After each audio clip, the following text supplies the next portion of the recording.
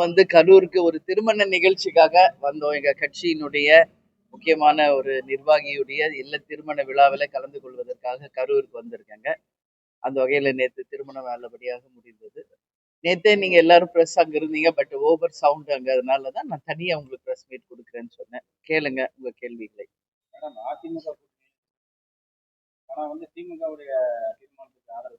எந்த தீர்மானத்துக்கு ஆதரவு?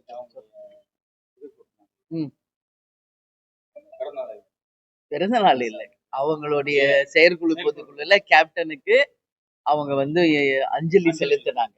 அது ஒரு அரசியல் நாகரிகங்க. அரசியல் நாகரிகமே இருக்கக்கூடாதா சொல்லுங்க? அரசியல் நாகரிகம் அது. ஒருத்தருக்கு பிறந்த நாள் வாழ்த்து சொல்றது, நமக்காக இரங்கல் தீர்மானம் நிறைவேற்றும் போது ஒரு நன்றி சொல்வது எல்லாமே அரசியல் நாகரிகம். அந்த வகையில தான் அதை நம்ம சொல்லியிருக்கோம். முதல்வர் அவர்களுமே என்னுடைய பிறந்தநாள் அன்னைக்கு அவர் தொலைபேசியில தொடர்பு கொண்டு வாழ்த்து சொன்னாரு. அவர் மட்டும் இல்ல, அண்ணன் எடப்பாடியார், அதே மாதிரி அண்ணாமலை, தமிழிசை சவுந்தரராஜன், இந்த மாதிரி தமிழ்நாட்டில் இருக்கிற முக்கிய தலைவர்கள் எல்லாமே என்னுடைய பிறந்தநாளுக்கும் வாழ்த்து சொல்லியிருக்காங்க. அவங்க பிறந்தநாளுக்கு வாழ்த்து சொல்வதும், இந்த மாதிரி தீர்மானங்கள் நிறைவேற்றும் போது ஒரு நன்றி சொல்வதும் அரசியல் மாண்பு, மரபு, நாகரிகம். வேறங்க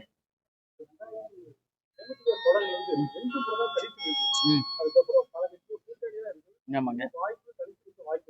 இல்ல, தனித்து நிக்கிற முடியும் அப்படின்ற ஒரு ஃபார்முலாவை உருவாக்குனதே கேப்டன் தான், தேசிய முற்போக்கு திராவிட கழகம்.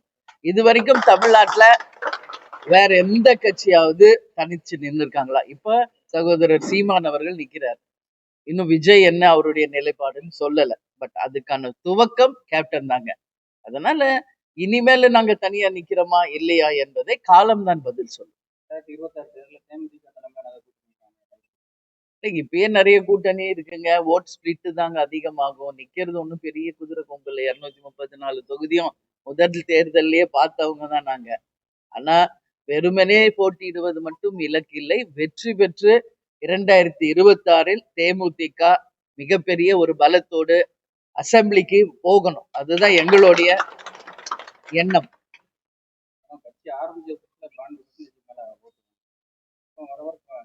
அப்படி கிடையாது, வர வர குறையுதுன்னு நீங்க வேணா சொல்லலாம். அப்ப நாங்க 234 தொகுதியில நின்ன பர்சன்டேஜ இப்ப நீங்க சொல்றீங்க 8.33 ஃபர்ஸ்ட் தேர்தலையும், அப்புறம் எம்பி எலெக்ஷன்ல 2009ல 10.33 வாங்கினது. நாங்க அனைத்து இப்போ 234லயும் நம்ம அசம்பிளிக்கு நின்னோம், 40 தொகுதியிலயும் இந்த பாராளுமன்றத்துல நின்னோம். அந்த பர்சன்டேஜ இப்ப நாங்க நிக்கிற தொகுதியோட நீங்க கம்பேர் பண்றீங்க. முதல்ல கம்பேரிசனே ராங், புரியுதுங்களா? 40 தொகுதியில நின்னதையும் 4 தொகுதியில நிக்கிறதையும் நீங்க கம்பேர் பண்றீங்க. 234 தொகுதியில நின்னதையும் அதுக்கு அடுத்து நிக்கிறதையும் கம்பேர் பண்றீங்க. இப்ப நாங்க நிக்கிற தொகுதியை மட்டுமே வச்சு நீங்க பர்சன்டேஜ் சொல்றீங்க.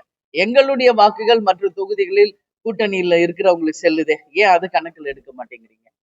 ஸோ அது கம்பாரிசன் இட்ஸ் வெரி வெரி ராங்குங்க. அப்படி கிடையாது. எங்களுடைய ஓட் பேங்க் அப்படிதான் இருக்கு. இன்னும் நீங்க கிளைக்கழகங்கள் வரைக்கும் போய் பாருங்க. எல்லா தமிழகம் முழுவதும் எல்லா இடத்திலையும் பூத் கமிட்டிகளை போட்டு ஆண்ட கட்சிக்கும் ஆளும் கட்சிக்கும் சரி நிகராக நிற்கின்ற ஒரே கட்சியாக இன்னைக்கும் தேமுதிக இருக்கு. அதுல மாற்று கருத்து கிடையாது. இன்னைக்கும் BL2 ஃபார்ம் நாங்க ஃபில் பண்ணி கலெக்டருக்கு கொடுத்துட்டோம். 234 தொகுதிக்கும் நான் இன்னும் 2-3 நாள்ல ஒரு மீட்டிங் தலைமை கழகத்துல இருக்குங்க. 234 தொகுதிகளுக்கும் மண்டல பொறுப்பாளர், மாவட்ட பொறுப்பாளர், தொகுதி பொறுப்பாளர், மாவட்ட செயலாளர்களோடு இணைந்து மிகப்பெரிய ஒரு ஆலோசனை கூட்டம் 4 நாட்களுக்கு சென்னையில நடக்க இருக்கிறது. எனவே நாங்கள் தயாராக இருக்கிறோம் தேர்தலுக்கு. எதுங்க? இதை போய் விஜய் கிட்ட தான் நீங்க கேட்கணும், எங்க கிட்ட கேட்க கூடாது. நாங்க கட்சி ஆரம்பிச்சு 20 வருஷம் ஆயிடுச்சு, சரிங்களா? எங்க கிட்ட நீங்க கேட்கணும், விஜய் கிட்ட போய் கேளு.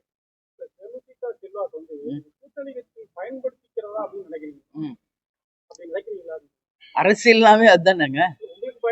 இல்லையா? அதான் சொல்றேன், அரசியல் என்றாலே அந்த மாதிரி ஆயிடுச்சு. இப்போ முன்னெல்லாம் கேப்டன் மாதிரி வெட்டு ஒண்ணு துண்டு ரெண்டுன்னு பேசுவாங்க. கலெக்டர் இதான் முடிவுனா முடிவு, இல்லைன்னா இல்ல, அப்படி இருந்தது. அம்மையார் ஜெயலலிதாவும் அதுதான், இருக்குன்னா இருக்கு, இல்லைன்னா இல்லைன்னு சொல்லுவாங்க. ஸோ அந்த மாதிரி இருந்ததுதான். இப்ப அரசியல் ஆதாயம் அப்படிங்கிறது தேர்தலை நோக்கி தான் இன்னைக்கு கட்சிகளும் சரி அரசியலும் நகருதுங்க. அதனாலதான் நான் அன்னைக்கே என் பிரஸ் மீட்ல சொன்னேன், எங்களுடைய நகர்வும் இனிமேல தேர்தலை நோக்கி அரசியல் கண்ணோட்டத்தில் தான் இருக்கும் அப்படின்றத நான் தெளிவாக உங்களுக்கு பதிய வச்சிருக்கேன். அதிமுக வந்து ராஜ்யசபா ஆமா. கடலூர் மாநாட்டில் ஏதாவது இல்ல அவங்க வந்து எங்களுக்கு வந்து 5 எம்பி உறுதி செய்த போதே இந்த ராஜ்யசபா சீட்டு உறுதி செய்யப்பட்ட ஒன்றுதான். எழுத்து வடிவமாவே அவங்க எழுதி கொடுத்ததும் உண்மைதான். அன்னைக்கு அதிமுக தலைமை அலுவலகத்திலே அன்னைக்கு நம்ம பிரஸ் மீட்ல சொல்லுவோம் நான் சொன்னேன். அப்பதான் அண்ணன் எடப்பாடியார் வந்து இப்ப எலெக்ஷன் டைமா இப்ப சொல்ல வேணாம் பின்னாடி சொல்லுவோன்னாரு. ஓகேன்னு அவர் வார்த்தைக்கு நம்ம மரியாதை கொடுத்து வேணான்னு அன்னைக்கு சொல்லல. அதுக்கு பிறகு 2025 6 எழுதி கொடுங்கன்னு நம்ம கேட்டோம். அதுல வந்து வருஷம் எழுதுவது எப்பயுமே மரபு கிடையாது. என்னுடைய வார்த்தை தான் அது எழுதி தருவதை விட என்னுடைய வார்த்தை தான் மிக முக்கியமானதுன்னு அவர் சொன்னார். ஸோ அதுக்கு மேல அது வந்து நம்ம வந்து இன்சிஸ்ட் பண்ணக்கூடாதுன்னு நம்ம அதை விட்டுட்டோம். பட் இப்போ வந்து சொல்லியிருக்காங்க 2026 உறுதியாக தரப்படும் அப்படின்னு சொல்லியிருக்காங்க. பொறுத்திருந்து இல்ல எல்லாருமே நினைச்சது 2025 கொடுப்பாங்கன்னு தான் எல்லாரும் நினைச்சது. நாங்க பேசினது அதான். ஆனா அண்ணன் வந்து இப்ப வந்து அடுத்த தேர்தலை ஒட்டி 2026 தருகிறோம் என்று அண்ணன் எடப்பாடியார் சொல்லியிருக்கிறார். பொறுத்திருந்து பார்ப்போம். பொறுமை பொறுத்தவர் பூமி ஆழ்வார். புரியுதுங்களா? நல்ல பொறுமையா இருப்போம். பொறுத்தார் பூமி ஆழ்வாருங்க. இல்ல நம்ம வந்து இது கடலூர்ல வந்து ஜனவரி 9ஆம் தேதிங்க மாநாடு வச்சிருக்கோங்க. அந்த மாநாடுல உங்களுக்கு மிகப்பெரிய அறிவிப்புகள் எல்லாமே தெளிவாயிரும். அதுல இருந்து தேர்தல் பணி மட்டும்தான் இருக்கும்.